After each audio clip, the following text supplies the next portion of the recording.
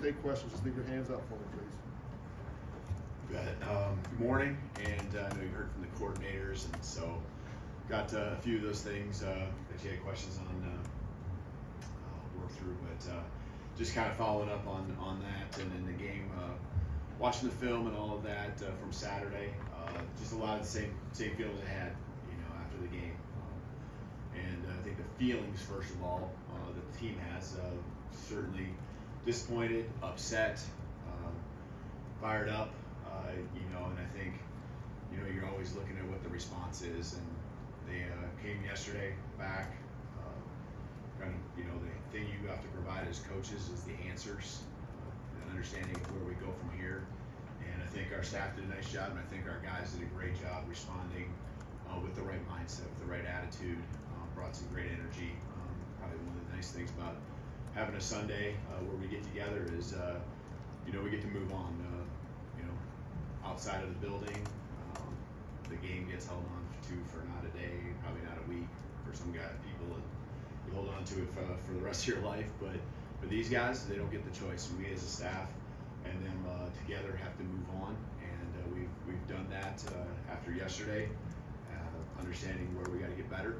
We know we're a work in progress, and not a finished product by any means, and that showed up on Saturday. But the key is that we continue to improve.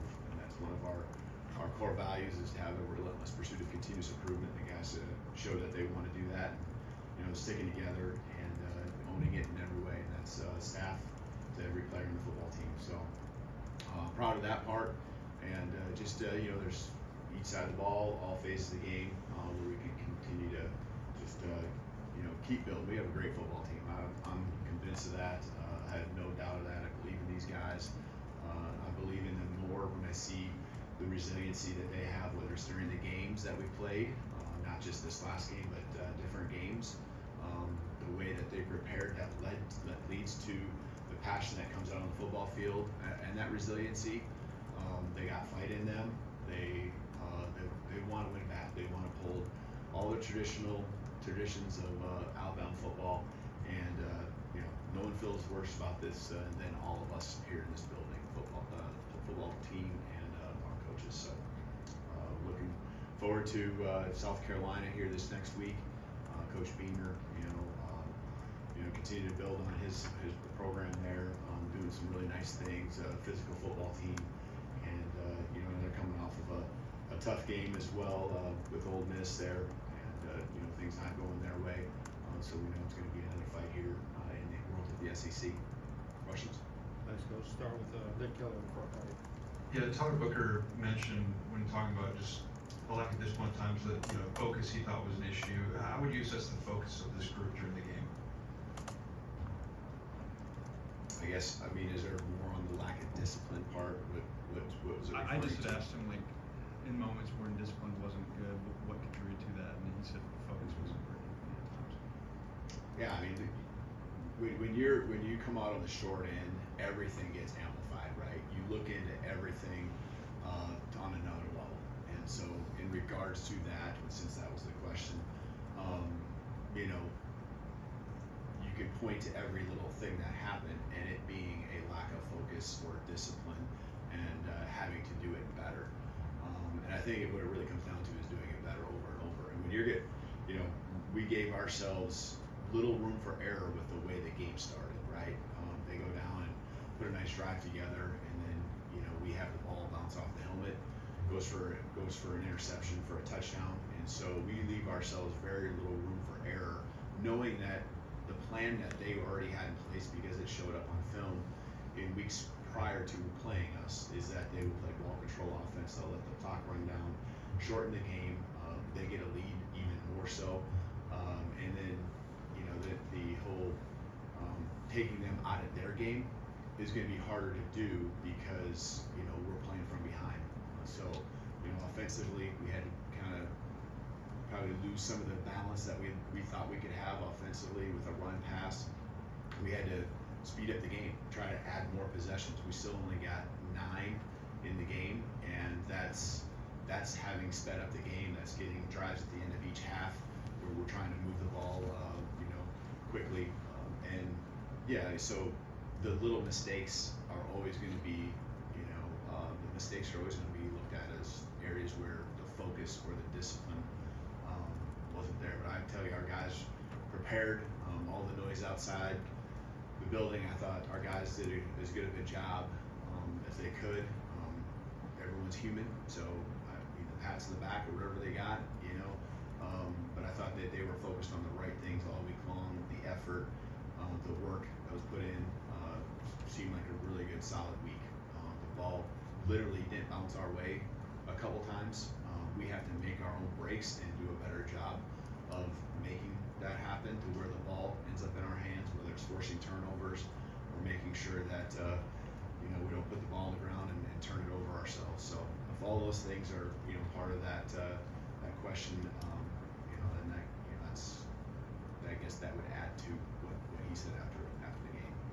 Book has a good pulse of everything that's happening on the team, and so I trust that, and we've had great conversations.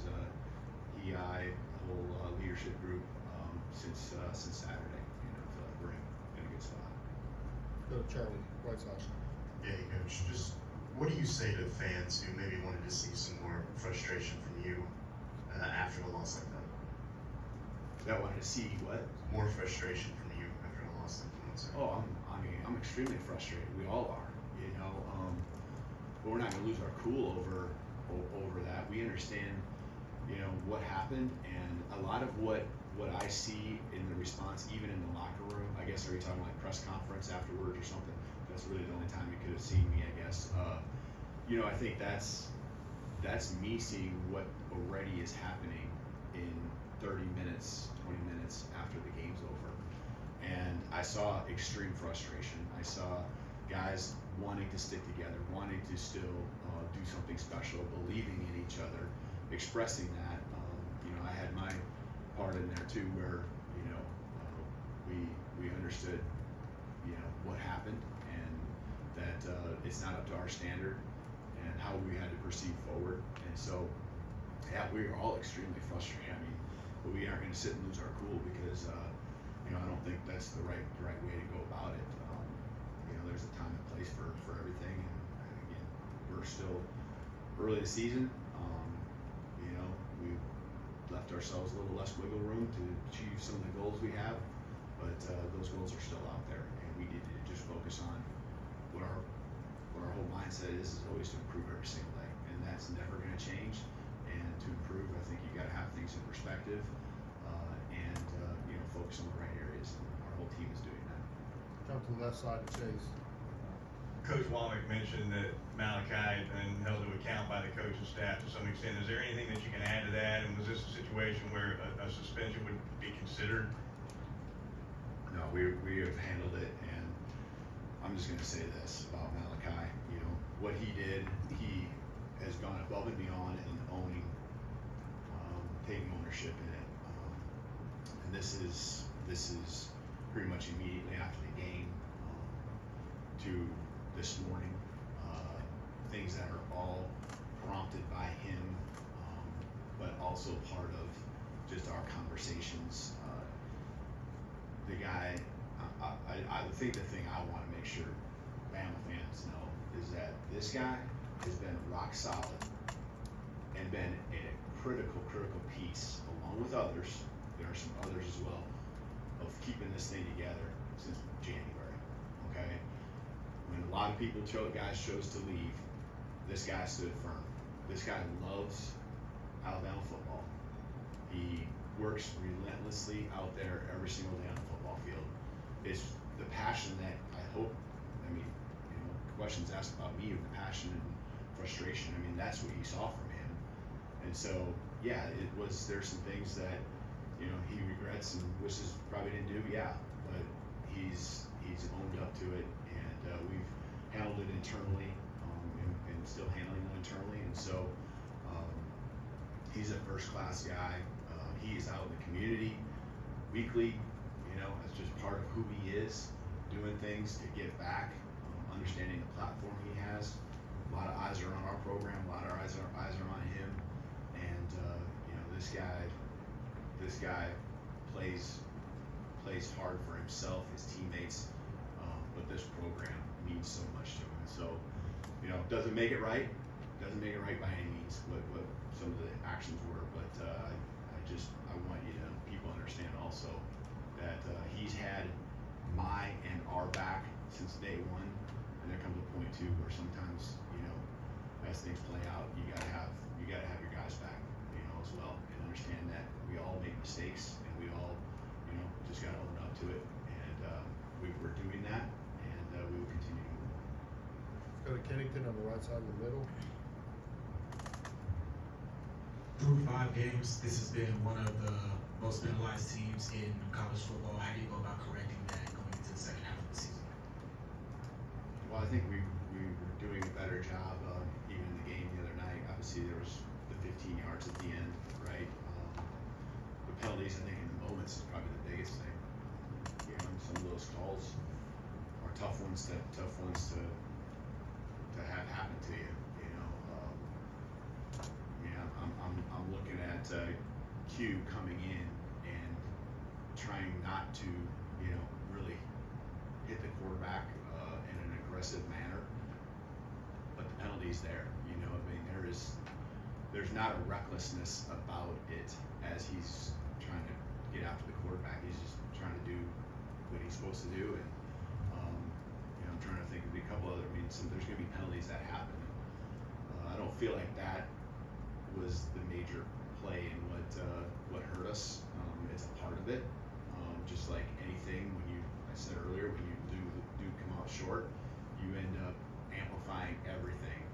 But I think there's execution and just things that we could have done better. We need to make sure we don't turn the ball over when you get the ball in our possession. So again, we always talk about those things post game in our follow up. We did that Sunday. We talked about the penalties and just continue to make sure we're working and focused on the right on that. And you know, I think we had a couple games early, right, where the numbers really stacked up against us, and you know, that's not helping our average, I guess, per game. Again, is it where we want it to be? No. Was last week's game where we want it to be? No. But I think that was a small part of it. All those little parts add up, and that's why you get what you got outside. All right, let's go to the left side over here, Michael. How would you assess the way the defense adjusted during the game? How involved are you in that process? Yeah, we're always talking. You know, seeing whether it's you know, taking a look on the iPad or just you know, conversation with Coach Womack. I think the key with anything, and that's including our team, is that not overreact. Understand exactly why what is happening, and you have adjustments built into your game plan. And so it might be, you know, mixing things up, but you also got to make sure that you're just executing against what you're seeing.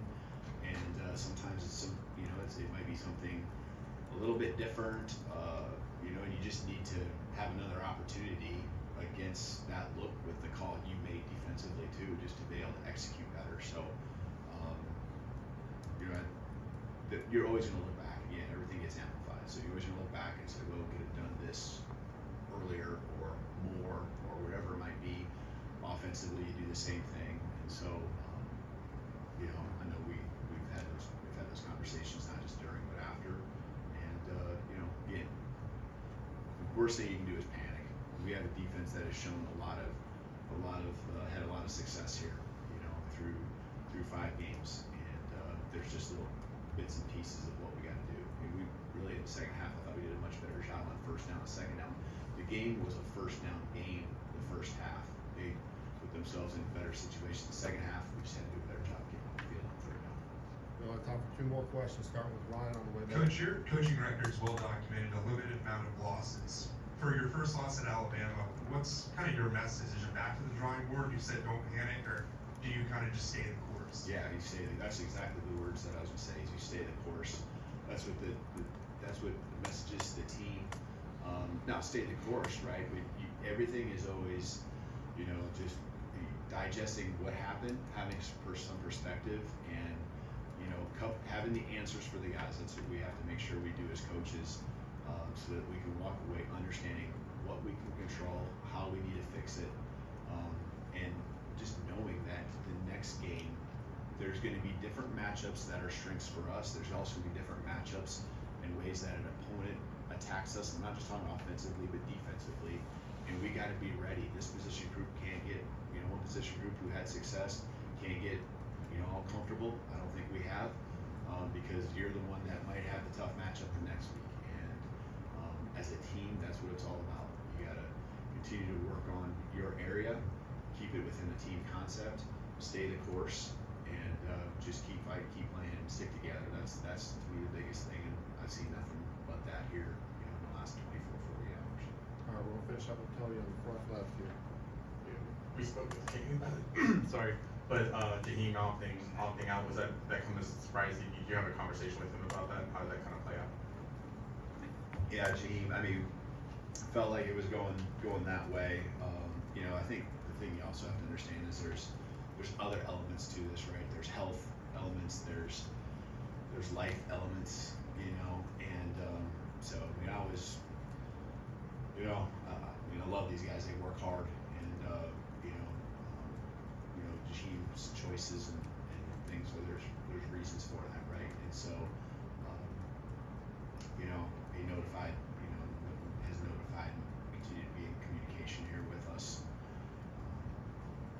Kind of felt like it was maybe going that direction, not just today or yesterday or just, here in the last few days. So, we move forward with the guys that really are able to help us win and focused on our program. And, as we go through this, I don't want to put finality to it, but, always going to want what's best for all people. And, Jaheim's one. All right, thank you, Phil. Appreciate it. Okay.